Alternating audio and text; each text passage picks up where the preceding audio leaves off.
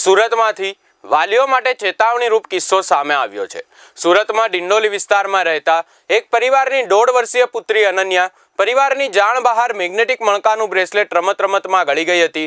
બાળકી હજુ બરાબર બોલતી પણ ન હોવાથી આ બાબતે માતા-પિતાને જણાવી શકે તેમ પણ ન હતી। દરમિયાન બાળકીની તબિયત લથડતા તેને ઉલટી અને પેટમાં દુખાવો થતા નજીકના દવાખાને લઈ ગયા હતા। 2-3 દિવસની સારવાર બાદ પણ બાળકીને ઉલટી અને પેટનો દુખાવો બંધ ન થતા દવાખાનામાંથી તેને મોટી હોસ્પિટલમાં બતાવવાની સલાહ આપવામાં આવી હતી।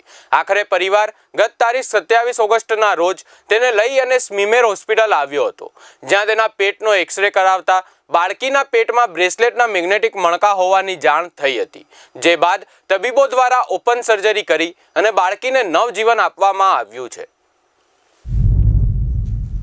ત્યાં ગાડી એક્સિડન્ટલી એક્સરે પેટનો એક્સરે કરાવતા ખબર પડી કે અંદર પેટની અંદર એક મણકાની માળા છે।